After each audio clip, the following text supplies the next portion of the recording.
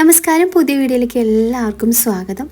നിങ്ങളുടെയൊക്കെ മനസ്സിൽ കാലങ്ങളായിട്ട് നടന്ന് കിട്ടുന്ന എന്തെങ്കിലും ഒരു ആഗ്രഹം നിങ്ങളുടെ മനസ്സിലുണ്ടോ? ഈശ്വര, എൻ്റെ ഈ ഒരു ആഗ്രഹം ഒന്ന് നിറവേറ്റി തരണേ എന്നുള്ളൊരുക്കി കണ്ണ് നിറഞ്ഞ് പ്രാർത്ഥിക്കാതെ ഏതെങ്കിലും ദിവസം നിങ്ങളുടെ മനസ്സിലുണ്ടോ? ഉണ്ടാവില്ലല്ലേ? ആ ഒരു ആഗ്രഹം ഇതൊന്നും നടന്നു കിട്ടിയാൽ എൻ്റെ ജീവിതം രക്ഷപ്പെടും എന്ന ചിന്തയിൽ നിങ്ങൾ സദാസമയവും മനസ്സിലിട്ട് കൊണ്ട് നടക്കുന്ന അങ്ങനെ ഒരു ആഗ്രഹം നിങ്ങൾക്കില്ലേ? അങ്ങനെ ഒരു ആഗ്രഹം നിങ്ങൾക്കുണ്ടെങ്കിൽ അത് ഉറപ്പായിട്ടും നടന്നു കിട്ടുന്ന ഒരു വഴിപാടിനെ കുറിച്ചിട്ടാണ് ഞാൻ ഇന്ന് വീഡിയോയിലൂടെ പറയുന്നത്. ആദ്യമായിട്ടാണ് നമ്മുടെ ചാനൽ സബ്സ്ക്രൈബ് ചെയ്യാത്തവർ കാണുന്നുണ്ടെങ്കിൽ നമ്മുടെ ഈ ഒരു ചാനൽ ഇഷ്ടപ്പെടുവാണെങ്കിൽ സബ്സ്ക്രൈബ് ചെയ്യുക കേട്ടോ. അതുപോലെ തന്നെ വീഡിയോ പൂർണ്ണമായിട്ടും കാണാൻ ശ്രമിക്കുക. ഈ ഒരു വഴിപാടിൻ്റെ ഫലം എന്ന് പറയുന്നത് യാതൊരു സംശയവുമില്ല, 100% ഉറപ്പായിട്ടുള്ളൊരു കാര്യമാണ്. ഈ ഒരു വഴിപാട് നിങ്ങൾ ഓടിച്ചെന്ന് പെട്ടെന്ന് തന്നെ പോയി ചെയ്യണമെന്നൊന്നുമില്ല കേട്ടോ. നമ്മൾ മനസ്സിൽ ഒന്ന് നേർന്നാൽ മാത്രം മതി. ഈ ഒരു സമയത്ത് നിങ്ങളുടെ ആ ഒരു കാര്യം നടന്ന് കിട്ടിക്കഴിഞ്ഞാൽ ക്ഷേത്രത്തിൽ പോയിട്ട് ഈ ഒരു വഴിപാട് ചെയ്താൽ മാത്രം മതിയാകും. പുരാതന കേരളത്തിലെ 108 ദുർഗാക്ഷേത്രങ്ങളിൽ ഒന്നാണ് ചോറ്റാനിക്കര ദേവി ക്ഷേത്രം. ഗുരുവായൂർ ക്ഷേത്രവും ആറ്റുകാൽ ക്ഷേത്രവും കൊടുങ്ങല്ലൂരും കഴിഞ്ഞാൽ ഏറ്റവും അധികം ഭക്തർ ദർശനത്തിനെത്തുന്ന ക്ഷേത്രമാണ് ചോറ്റാനിക്കര ക്ഷേത്രം. ചോറ്റാനിക്കരയിൽ മേൽക്കാവ്, കീഴ്ക്കാവ് എന്നിങ്ങനെ 2 ക്ഷേത്രങ്ങളുണ്ട്. മേൽക്കാവാണ് പ്രധാന ക്ഷേത്രം. കീഴ്ക്കാവ് പ്രധാന ക്ഷേത്രത്തിൻ്റെ താഴെയായി സ്ഥിതി ചെയ്യുന്നു. ആദിപരാശക്തിയുടെ മറ്റൊരു ഭാവമായ ഭദ്രകാളിയാണ് കീഴ്ക്കാവിലമ്മ. ഇവിടെയാണ് ഗുരുതി പൂജ എന്ന പ്രസിദ്ധമായിട്ടുള്ള വഴിപാട് നടത്താറുള്ളത്. കീഴ്ക്കാവിലമ്മയ്ക്ക് പോകാനായിട്ട് മേൽക്കാവിൽ നിന്നും അനേകം പടിയുള്ള വഴിയുണ്ട്. ബ്രഹ്മാവ്, ശിവൻ, ഗണപതി, ധർമ്മശാസ്താവ്, സുബ്രഹ്മണ്യസ്വാമി, ഹനുമാൻ, ചേഷ്ടാ ഭഗവതി, നാഗദൈവങ്ങൾ, ബ്രഹ്മരക്ഷസി എന്നിവരാണ് ക്ഷേത്രത്തിലെ ഉപദേവതകൾ. നമ്മുടെ മനസ്സിലൊരു ആഗ്രഹം വിചാരിച്ച് നമ്മൾ ചോറ്റാനിക്കര അമ്മയ്ക്ക് നടത്താൻ പറ്റുന്ന ഒരു വഴിപാടിനെ കുറിച്ചിട്ടാണ് ഇന്നത്തെ വീഡിയോയിൽ നമ്മൾ പറയാൻ പോകുന്നത്. ഈ ഒരു നിമിഷം തന്നെ അമ്മയെ മഹാമായ മനസ്സിൽ സ്മരിച്ച് കൈകൾ കൂപ്പി നിറഞ്ഞ ഭക്തിയോടും നിറഞ്ഞ മനസ്സോടെ നിറഞ്ഞ കണ്ണുകളോടെ എൻ്റെ ചോറ്റാനിക്കര അമ്മയെ എത്രയോ കാലങ്ങളായി ഞാൻ ഈ ഒരു ആവശ്യത്തിനായിട്ട് മനസ്സുരുകുന്നു, ഒന്ന് നിറവേറ്റി തരണേ എൻ്റെ അമ്മയെ മഹാമായി എന്ന് പ്രാർത്ഥിച്ചുകൊണ്ട് ഈ ഒരു വഴിപാട് നിങ്ങൾക്ക് ഈ ഒരു നിമിഷം തന്നെ അമ്മയ്ക്ക് നേരാവുന്നതാണ്. ഉറപ്പായും നിങ്ങൾക്ക് ആ കാര്യം നടന്നു കിട്ടും. ചിലപ്പോൾ നിങ്ങൾ ഉദ്ദേശിക്കുന്ന കാര്യത്തിന് മുൻപ് തന്നെ ചോറ്റാനിക്കര അമ്മ ആദിപരാശക്തി അത് നടത്തി തന്നിരിക്കും. ഇനി ആ ഒരു അത്ഭുത വഴിപാടിനെ കുറിച്ചിട്ട് ഞാൻ പറയാൻ പോകുന്നത് നിങ്ങൾ ശ്രദ്ധിച്ച് കേട്ടോളണം. ഒരിക്കലെങ്കിലും പോയിരിക്കേണ്ട ഒരു ക്ഷേത്രമാണ് ചോറ്റാനിക്കര ദേവി ക്ഷേത്രം എന്ന് പറയുന്നത്. പിന്നെ നിങ്ങൾ അറിയേണ്ട ഒരു കാര്യമുണ്ട്. സാക്ഷാൽ ചോറ്റാനിക്കര ദേവിയെ അവിടെ ഒന്ന് പെട്ടെന്ന് പോയി തൊഴണം എന്നുണ്ടെങ്കിലും അത് ഒരു നിയോഗമാണെന്ന് തന്നെ പറയാം. അതായത് നമ്മൾ വെറുതെ ഒന്ന് വിചാരിച്ചാൽ ആ തിരുനേടിയിൽ എത്താൻ പറ്റില്ല കേട്ടോ. ചോറ്റാനിക്കര അമ്മ, നമ്മുടെ ആദിപരാശക്തി കരുണാമയായ അമ്മയുടെ ആ വിളി ഉണ്ടായാൽ മാത്രമാണ് നമുക്ക് ആ തിരുനടയിൽ പോയി നിൽക്കാനുള്ള ഒരു ഭാഗ്യം നമുക്ക് കിട്ടുക. കുറേ നാളായിട്ട് നമ്മൾ ആഗ്രഹിക്കുന്നുണ്ടാവും ആ തിരുനടയിൽ ഒന്ന് ചെല്ലണമെന്ന്. അമ്മ നമ്മളെ കാണാൻ ആഗ്രഹിക്കുന്ന ആ ഒരു സമയത്ത് ഉറപ്പായി നമുക്ക് ആ നടയിൽ എത്താനുള്ളൊരു ഭാഗ്യം നമുക്ക് കിട്ടും. അങ്ങനെ അമ്മയുടെ വിളി ഉണ്ടെങ്കിൽ മാത്രമാണ് നമുക്ക് ആ ശക്തി സ്വരൂപിണിയായ അമ്മയുടെ തിരുനടയിൽ എത്താൻ സാധിക്കുകയുള്ളൂ. അതല്ലെന്നുണ്ടെങ്കിൽ ഏതെങ്കിലും രീതിയിൽ തടസ്സങ്ങളൊക്കെ വന്ന് മുടങ്ങിപ്പോകുന്നതാണ്. ദേവിയെ കാണാൻ ഭാഗ്യം ലഭിച്ചവർക്കൊക്കെ അതീവ അനുഗ്രഹീതരാണ് കേട്ടോ. നിങ്ങൾ എത്ര പേർക്ക് ദേവിയെ കാണാൻ ഭാഗ്യം ലഭിച്ചിട്ടുണ്ട്? അത്രയും അമ്മയുടെ അനുഗ്രഹം ലഭിച്ചവരാണ് നിങ്ങൾ.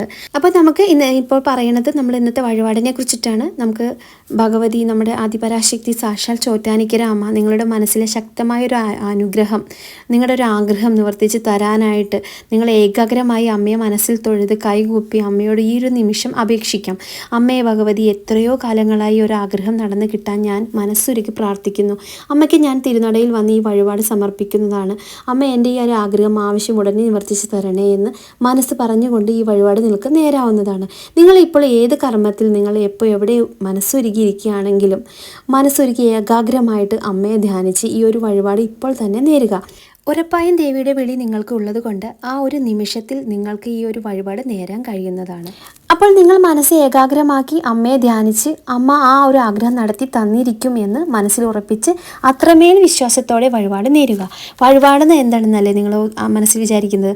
നിങ്ങളിപ്പോൾ മനസ്സിൽ ആഗ്രഹിക്കുന്ന ഒരു കാര്യം നടന്നു കിട്ടിക്കഴിഞ്ഞാൽ ഞാൻ ഈ ദേവിയുടെ നടയിൽ ചെല്ലുക എന്നത് ആദ്യത്തെ ഒരു കാര്യം.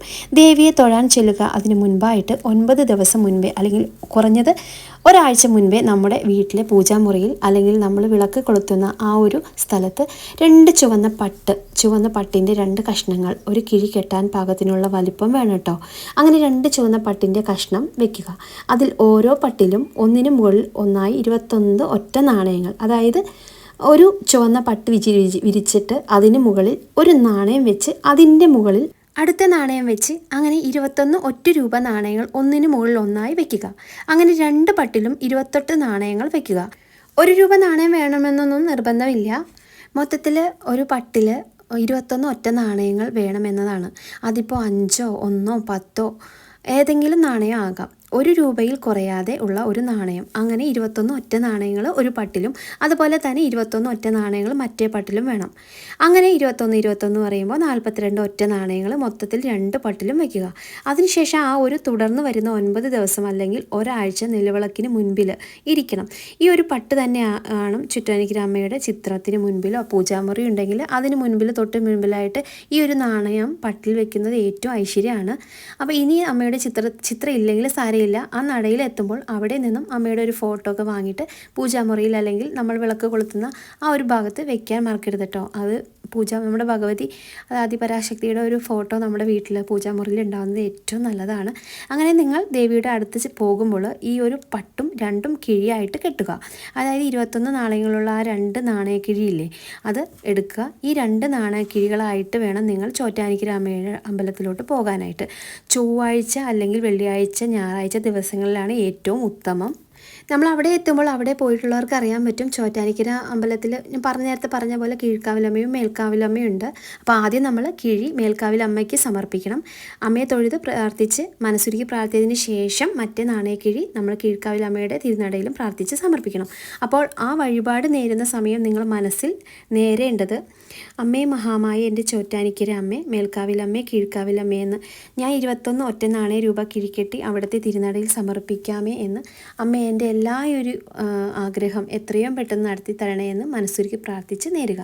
നിങ്ങൾ ഈ പ്രശ്നങ്ങൾ എന്ത് തന്നെ ആയാലും, കുടുംബ പ്രശ്നങ്ങളായിക്കോട്ടെ, സാമ്പത്തിക പ്രശ്നങ്ങളായിക്കോട്ടെ, സന്താനങ്ങളെ ചൊല്ലിയുള്ള പ്രശ്നങ്ങളായിക്കോട്ടെ, ഏത് രീതിയിലുള്ള ദുഃഖങ്ങളായിക്കോട്ടെ, കുറേ അധികം പണത്തിനുള്ള ആവശ്യങ്ങളുള്ള ഒരു സമയത്തിന് വേണ്ടിയിട്ട് പ്രാർത്ഥിക്കുന്ന ആ ഒരു സമയമാണെങ്കിലും ഏതൊരു ഘട്ടത്തിലാണ് നിങ്ങൾ നിലനിൽക്കുന്ന വിദ്യാതടസ്സം മാറാനായിട്ട്, സമയദോഷം മാറാനായിട്ട്, രോഗങ്ങളിൽ നിന്ന് മോചനം കിട്ടാനായിട്ട്, ഉള്ള എല്ലാ ദുഃഖങ്ങളും അകറ്റാൻ വേണ്ടിയിട്ട് ഏത് തന്നെ ആയാലും ഈ നാണയക്കിഴി കെട്ടി സമർപ്പിക്കാമെന്ന് മനസ്സിൽ നേരുക.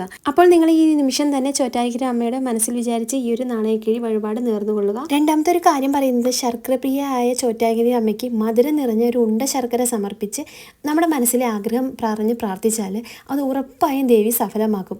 അപ്പോൾ അതുപോലെ ഒരു വഴിപാടും കൂടി ഉണ്ട്. അപ്പോൾ നിങ്ങൾക്ക് എന്തെങ്കിലും മനസ്സിൽ ആഗ്രഹം ഉണ്ടെങ്കിൽ ഈ ഒരു വഴിപാടും കൂടി ചെയ്യാൻ നോക്കുക. നിറഞ്ഞൊഴുകുന്ന നമ്മുടെ കണ്ണുകളും സങ്കടപ്പെരുമഴ നിറഞ്ഞ നമ്മുടെ മനസ്സും നമ്മൾ ഒന്നും പറയാതെ തന്നെ ദേവി വായിച്ചെടുക്കും. നിങ്ങളിത് ആവർത്തിച്ച് നിങ്ങൾക്ക് പറ്റുന്ന രീതിയിൽ നിങ്ങൾ ചെയ്യുക. നല്ല മനസ്സോടെ ദേവിയെ പ്രാർത്ഥിച്ച് നിങ്ങൾ ഈ ഒരു വഴിപാട് ചെയ്യുക. ഉറപ്പായിട്ടും നിങ്ങൾക്ക് ഫലം ലഭിക്കുന്നതാണ്. അപ്പോൾ ഇന്നത്തെ വീഡിയോ എല്ലാവർക്കും ഇഷ്ടപ്പെട്ടെന്ന് വിചാരിക്കുന്നു. ഇഷ്ടപ്പെട്ടെങ്കിൽ ചാനൽ സബ്സ്ക്രൈബ് ചെയ്യാൻ മറക്കരുത്. അടുത്ത തവണ നമുക്ക് പുതിയ വീഡിയോയിൽ കാണാം. അതുവരേക്കും നന്ദി, നമസ്കാരം.